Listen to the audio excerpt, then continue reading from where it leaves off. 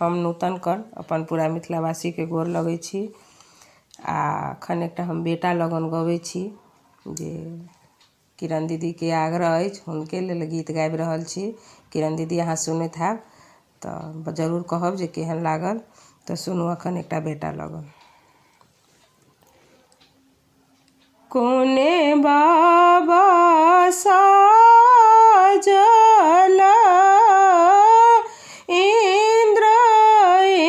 इंद्रासन हे शुभ बाजन बाजे। कोने बाबा साजू बरियात है शुभ बाजन बाजे। कोने बाबा साजू बरियात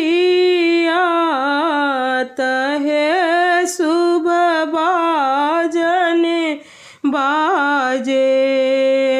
कोने बाबा साजल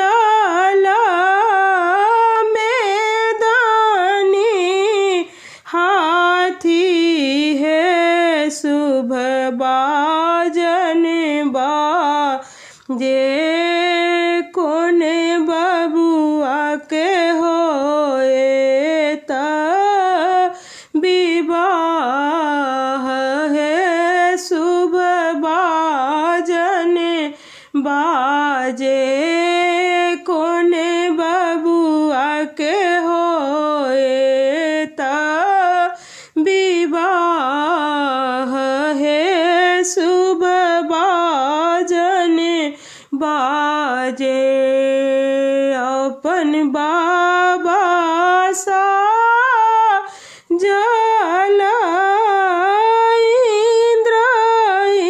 इंद्रासन हे शुभ बाजन बाजे। अपन पापा साजू बरियात है शुभ बाजन बाजे।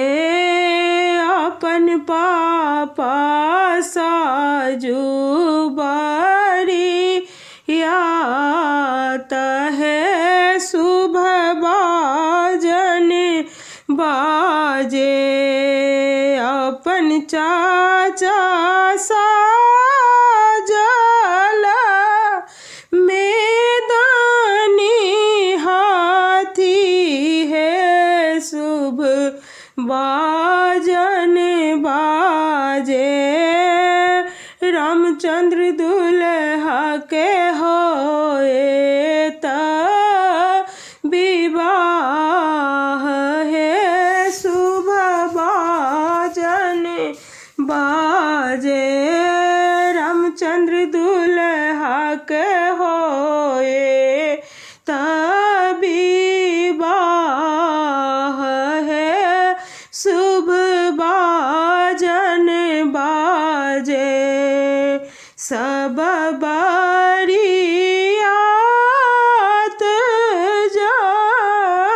जनकपुर पहुँच गेल है शुभ बाजन बाजे।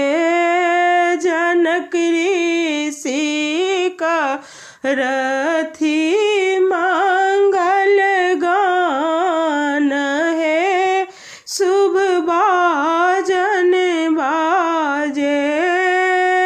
जनक ऋषि करथिन मंगल गान है शुभ बाजन बाजे।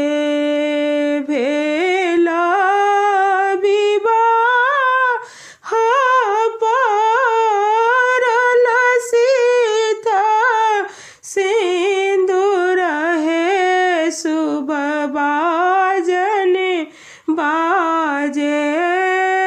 चलू राम को खबर घर है